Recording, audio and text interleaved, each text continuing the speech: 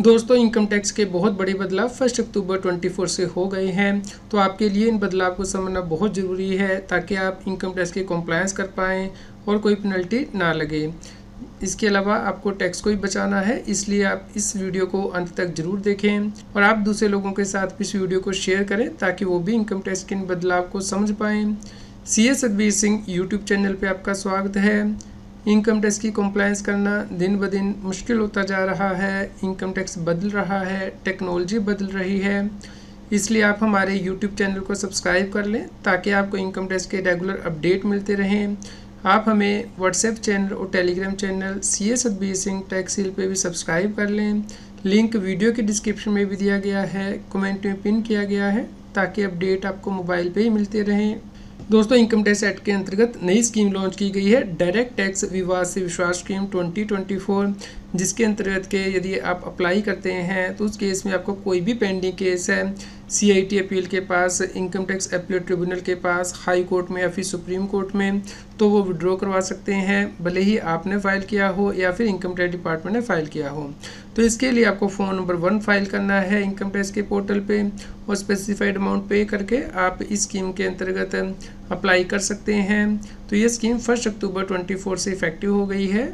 तो दोस्तों, इस स्कीम के अंतर्गत कौन व्यक्ति अप्लाई कर सकते हैं और इसमें आपको सिर्फ टैक्स ही पे करना होता है। यदि 31 दिसंबर तक आप ये फॉर्म फाइल कर देते हैं तो स्पेसिफाइड व्यक्ति से अप्लाई कर सकते हैं। इसके ऊपर कंप्लीट वीडियो आप CA Satbir Singh YouTube channel पे देख सकते हैं।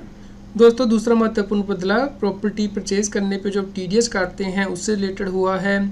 मान लीजिए आपका सेल कंसिडरेशन प्रॉपर्टी का 50 लाख रुपये उससे ज़्यादा है, तो यहाँ पे यदि एक सेलर होता था, मल्टीपल बायर होता था, तो आप TDS नहीं काटते थे, ये कहते हुए कि हर बायर का जो शेयर है वो 50 लाख से कम है। लेकिन अब 1 अक्टूबर 24 से ये देखा जाएगा कि यदि प्रॉपर्टी की total sale consideration stamp duty value 50 lakh है उससे ज़्यादा है तो आपको TDS काटना होगा।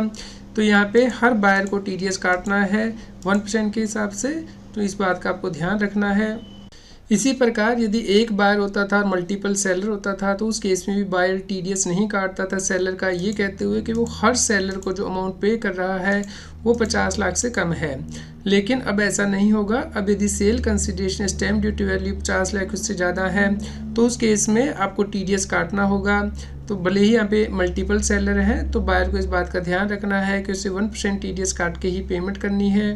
दोस्तों, 1 अक्टूबर 24 से इनकम टैक्स में जो TDS के रेट हैं वो भी बदल गए हैं। जैसे कि लाइफ इंश्योरेंस पॉलिसी पे जो TDS कटता था पहले सेक्शन 194 DA के अंतर्गत 5% कटता था, अब 2% ही कटेगा। इसी प्रकार यदि कमीशन दी जाती थी सेल ऑफ लॉटरी टिकट्स पे तो TDS 5% कटता था, अब 2% ही कटेगा। यदि कमीशन या फिर ब्रोकरेज पे की जाती है सेक्शन 194H के अंतर्गत तो TDS 5% था, अब उस रेट को रिड्यूस करके 2% कर दिया गया है।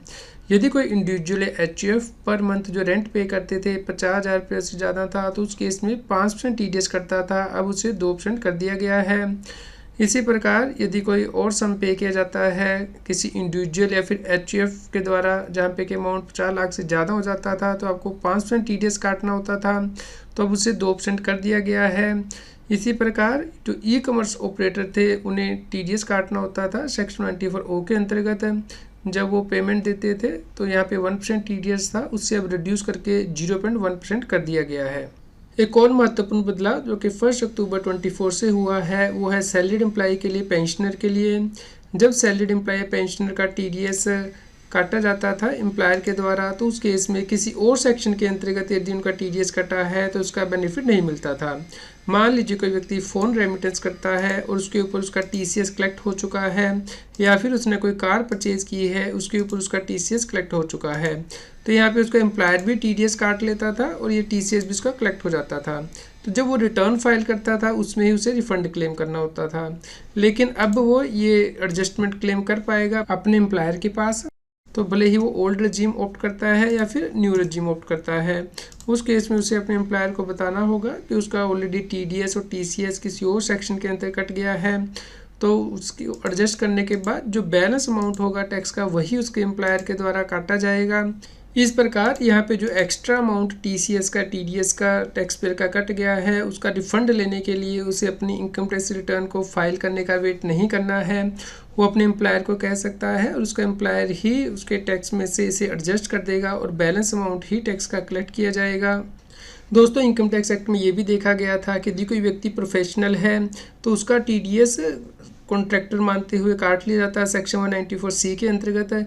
लेकिन अब ऐसा नहीं किया जा सकता है। 1 अक्टूबर 24 के बाद सेक्शन 194C अमेंड कर दिया गया है, यानी कि प्रोफेशनल का यदि आपको टीडीएस काटना है तो सेक्शन 194J के अंतर्गत ही काटना होगा। आप सेक्शन 194C के अंतर्गत उसका टीडीएस नहीं काट सकते हैं। दोस्तों यदि कोई व्यक्ति भारत से बाहर जाना चाहता है तो अब उसे इनकम टैक्स क्लियरेंस सर्टिफिकेट लेना होगा 1 अक्टूबर 24 से। इसके लिए इनकम टैक्स एक्ट में अमेंडमेंट की गई थी कि यदि किसी व्यक्ति की ब्लैक मनी लॉ के अंतर्गत कोई लायबिलिटी निकल सकती है तो उस केस में भी उसे इनकम टैक्स डिपार्टमेंट से इनकम टैक्स क्लियरेंस सर्टिफिकेट लेना होगा। तो इसके लिए सीबीडीटी ने सर्कुलर जारी किया था कि हर व्यक्ति को ये क्लियरेंस नहीं लेनी होती है, सिर्फ स्पेसिफाइड व्यक्तियों को ही क्लियरेंस लेनी होती है। यानी कि ऐसे व्यक्ति जिनके के अगेंस्ट सीरियस फाइनेंशियल इरेगुलरिटी की इन्वेस्टिगेशन चल रही है और इनकम टैक्स डिपार्टमेंट को लगता है कि उनके अगेंस्ट टैक्स डिमांड आ सकती है, या फिर जिनके अगेंस्ट ऑलरेडी डायरेक्ट टैक्स की जो एरियर है आउटस्टैंडिंग डिमांड है वो 10 लाख रुपए से ज़्यादा है और वो स्टे नहीं हुई है किसी अथॉरिटी से, तो इनकम टैक्स डिपार्टमेंट से क्लियरेंस लेने के बाद ही वो इंडिया से बाहर जा सकते हैं। दोस्तों इनकम टैक्स एक्ट में प्रोविज़न दी गई थी कि यदि कोई व्यक्ति टीडीएस काट लेता है लेकिन उसे टाइम से गवर्नमेंट के पास जमा नहीं करता है तो उस केस में प्रोसिक्यूशन की जा सकती है, जो कि 3 महीने से लेकर 7 साल तक हो सकती है। लेकिन अब 1 अक्टूबर 24 से इसमें चेंज कर दिया गया है, यानी कि यदि व्यक्ति टीडीएस काटने के बाद उसकी पेमेंट कर देता है, जो टीडीएस रिटर्न को फाइल करने की ड्यू डेट होती है उस डेट तक, तो उस केस में ये जो रिग्रेस इम्प्रिजमेंट की प्रोविज़न है ये अप्लाई नहीं होगी, यानी कि जो 3 महीने से लेकर 7 साल तक की कैद की सज़ा है वो उसे नहीं की जा सकती है। दोस्तों एक बहुत इंपॉर्टेंट चीज़ आधार से रिलेटेड भी किया गया है। यदि कोई व्यक्ति आधार नंबर अप्लाई कर देता था तो वही आधार इनरोलमेंट आईडी वो अपनी आईटीआर में फिल कर सकता था, या फिर जब पैन की एप्लीकेशन लगा रहा है उसमें फिल कर सकता था। लेकिन अब वो ऐसा नहीं कर पाएगा। तो जब उसे आधार नंबर अलॉट हो जाएगा वो आधार नंबर ही उसे अपने इनकम टैक्स के रिटर्न में फीड करना होगा या फिर पैन की एप्लीकेशन में लगाना होगा। दोस्तों इनकम टैक्स एक्ट में प्रोविज़न दी गई है कि यदि किसी व्यक्ति की असेसमेंट या रीअसेसमेंट पेंडिंग है और इनकम टैक्स ऑफिसर को ये लगता था कि उसकी असेसमेंट होने से उसकी डिमांड निकल सकती है तो उसका जो रिफ़ंड था वो होल्ड कर लिया जाता था। लेकिन यहाँ पे असेसिंग ऑफिसर को ओपिनियन बनाना पड़ता था कि इससे रेवेन्यू का जो इंटरेस्ट है वो इफ़ेक्ट होता है, इसलिए रिफ़ंड को होल्ड किया जा रहा है।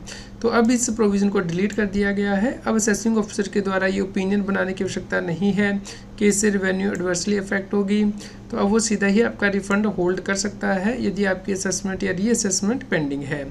इसके अलावा पहले जो आपका रिफ़ंड होल्ड किया जा सकता था up to the date of assessment या रीअसेसमेंट तक ही होल्ड किया जा सकता था, लेकिन अब 60 डेज तक होल्ड किया जा सकता है। जब आपकी असेसमेंट या रीअसेसमेंट हो जाएगी उसके बाद भी 60 दिनों तक ये रिफ़ंड होल्ड किया जा सकता है। 1 अक्टूबर 24 से ये प्रोविज़न भी इम्प्लीमेंट हो चुकी है।